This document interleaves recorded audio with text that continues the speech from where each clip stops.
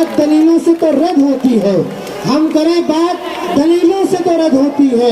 इनके होठों की खामोशी भी सनद होती है, और कुछ न कहने से भी छिन जाता है एजाज़ सुकन, जुल्म सहने से भी जालिम की मदद होती है। पुरजोर तालियों में इस्तेमाल करो। साथियों, आज का ये जलसा 12 नवंबर का दिन मालेगांव शहर के लिए एक तारीख दिन था, जिस दिन मालेगांव शहर का दबदबा खत्म किया गया। लेकिन आज का दिन 28 अक्टूबर उस तारीख दिन का उजाला है। ये इतनी तादाद में बैठे हुए लोगों ने उस तारीख दिन को रोशन कर दिया है। अगर लोग ये समझते थे कि मालेगांव के लोग डर जाएंगे, पुलिस ये समझती थी कि मालेगांव के लोग डर जाएंगे, लेकिन उनको मालूम नहीं कि मालेगांव शहर निहाल अहमद के निहाली उसूलों से चलता है, जहां न लोग कभी डरे हैं न कभी डरेंगे। आज आप लोगों की तादाद ने ये साबित कर दिया कि मालेगांव शहर न कभी पुलिस से डरा है न हुकूमत से डरा है। हम कानून से चलते थे, हम कानून से चलेंगे। अगर कानून का रखवाला तोड़ने की कोशिश करेगा तो हम उसको भी बर्दाश्त नहीं करेंगे। मैं इमरान बैटरी वाले को बोल रही थी कि भाई मुहावरा है, बोलते हैं कि अल्लाह के घर में देर है, अल्लाह की लाठी में देर है लेकिन अंधेर नहीं। लेकिन आप देखो 12 नवंबर के मामले में अल्लाह ने अपना फैसला करने में देरी भी नहीं की। जो लोग 12 नवंबर के बेगुनाह जेल में थे, उनको फंसाने वाले को अल्लाह ने उनके बीच भेज दिया गुनाहगार बोलकर। दूसरा ये कि मालेगांव शहर में एक अजाब इलाही था।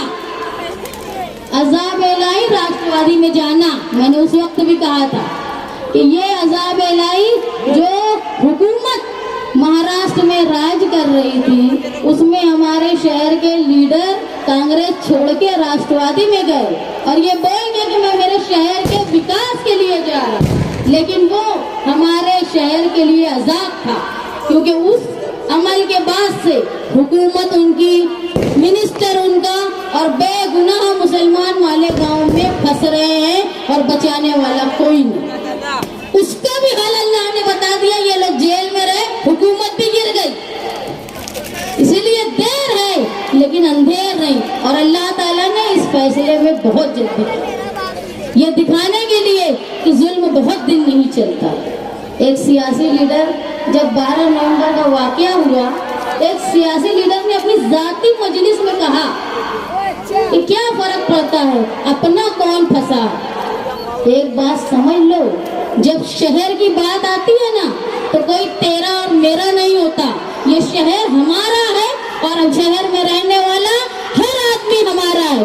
भले ही वो अगर नासिर खान हमारा है तो हमारा सरफराज मनियार भी हमारा है, अब्दुल रहीम पुकारे वाला भी हमारा है, सईद कच्ची भी हमारा है, रिजवान बैटरी वाला भी हमारा है, यहाँ तक के साबिर गौहर भी हमारा है, क्योंकि वो इस शहर में रहने वाला है। जिनका मैं नाम भूल रही हूँ उनसे मैं माफी चाहती हूँ, लेकिन इस वाक़े में फंसने वाले तमाम बेगुनाह वो हमारे थे, भले ही हम उनको शक्ल से नहीं जानते थे। जब 12 नवंबर का वाकया हुआ, उसके बाद मुस्तकीम के शहर से बाहर रहने और पुलिस के खुद सुपुर्दी के बाद मालेगांव शहर में सियासी लोगों ने बहुत सारे छचन किए, खास तौर पर मुझे फंसाने के लिए। एक दिन मुझे डीवाईएसपी का फोन आया, उन्होंने बोला कि आप पुलिस स्टेशन में आओ, मुस्तकीम जेल में थे। मुझे पता भी नहीं था कि उन्होंने क्यों बुलाया। मुझे बुलाया गया, मंसूर भाई जो मरहूम हो गए हैं उनको बुलाया गया, रिजवान सर को बुलाया गया और हमसे पूछने लगे फला तारीख को तुम लोग कहाँ थे, तुमने क्या किया। हमको पता भी नहीं था कि उस तारीख को हमने क्या किया, लेकिन बाद में हमको समझा कि एक सियासी बड़े लीडर जो कारपोरेशन के ओहदे पे थे, उन्होंने मेरे खिलाफ पुलिस को एफिडेविट करवाया एक आदमी से, और ये कहा गया कि भाई शान हिंद मालेगांव शहर में फसाद करवाना चाहती है। और इसका सबूत ये है कि शेख रशीद साहब ने प्रेस कॉन्फ्रेंस लेकर ये कहा कि मालेगांव शहर में फसाद कराने की साजिश की जा रही है, और पुलिस को मैंने ये खबर दे दी है, पुलिस अपनी कार्रवाई कर रही है। अरे जिसका बाप नहीं दुनिया में, जिसका भाई नहीं दुनिया में, जिसका शोहर जेल में है, उस अकेले से तुम मुकाबला कर रहे हो, ये है तुम्हारी हिम्मत। लेकिन फिर भी मैंने अपनी पार्टी के वर्करों के हौसले से, मेरी पार्टी के साथियों की हिम्मत से मैंने मुकाबला किया। और एक दिन कोर्ट में मुझे पहले कांग्रेस और अब राष्ट्रवादी के एक वर्कर मुझे मिले, तो मैंने गुस्से में उनसे कहा कि सारे सियासी लोग मालेगांव में ज़नख़ा है, ज़नख़ा, सिर्फ मैं एक मर्द हूँ जो मुकाबला कर रही हूँ। मैंने गुस्से में उनको कहा था, हिम्मत है तो मुझसे आके बात करो, तुम पुलिस के पास मुझे खत देते हो।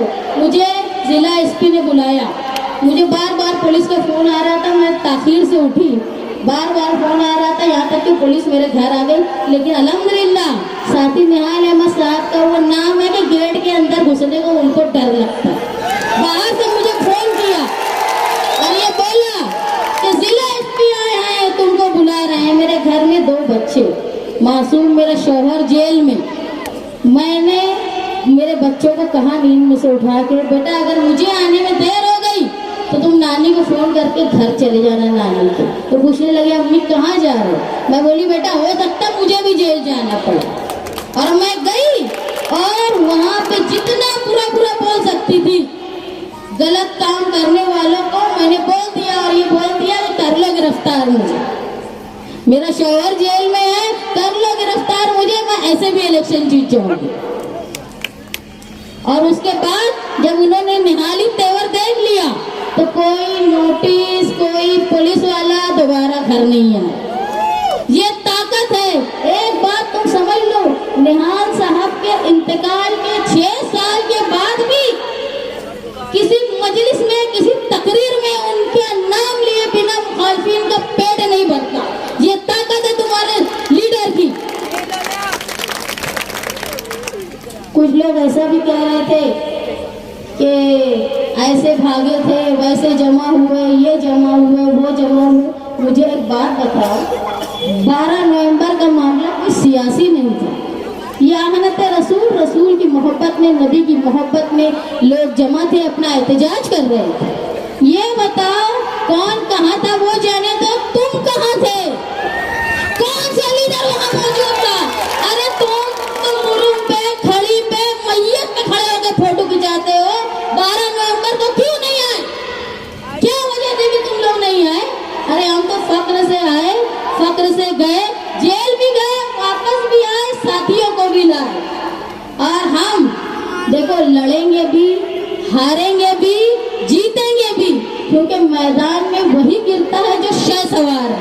वो तिफल क्या गिरे जो घुटनों के बल चले। याद रखो, जो घुटने जिनके सलामत नहीं है उनके बारे में मुझे कुछ बोलना नहीं। मालेगांव शहर ये कानून की पासदारी करने का शहर है। अगर कोई लीडर या कोई आदमी कानून की पासदारी करने वालों के खिलाफ कोई कार्रवाई करेगा तो ये शहर उसको माफ नहीं करेगा। देखो देर है पर अंधेर नहीं। जिन्होंने मुखबरी की है उनका आज नहीं तो कल मुंह काला होगा। मालेगांव शहर में पुलिस अगर लोगों के साथ अच्छा सलूक करेगी, कानून के दायरे में रह के करेगी तो हम उनका भी फूलहार करेंगे। और अगर पुलिस ने बेगुनाह लोगों को फंसाने की कोशिश की, लोगों को धमकाने की कोशिश की, इतने बजे ये बंद होना चाहिए, ये यहाँ क्यों खड़े हो, ये क्यों, वो क्यों, बिला वजह अगर लोगों की रोजी रोटी पर किसी तरह की आफत लाने की कोशिश की गई तो ये जनता दल, ये निहाली वर्कर हर तरह का मुकाबला करने के लिए तैयार है। रिजवान भाई की स्टाइल में बोलूं, है ना तैयार भाइयों?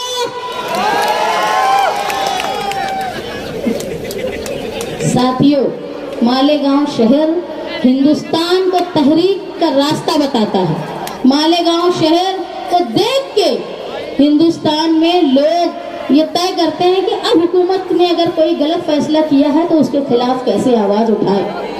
اور اس شہر پر اگر اتنی بڑی آفت آ گئی کہ معمولی سے تشدد کے لیے 60 لوگ 11 مہینے جیل میں رہے، ارے تو ہمارے لیے دکھ کی بات ہے، ہماری لیڈرشپ کے لیے تو یہ اتنا بڑا دکھ ہے کہ استعفیٰ دے دینا چاہیے لیڈروں میں کہ یار میرے شہر کے لوگ بے گناہ گرفتار تھے۔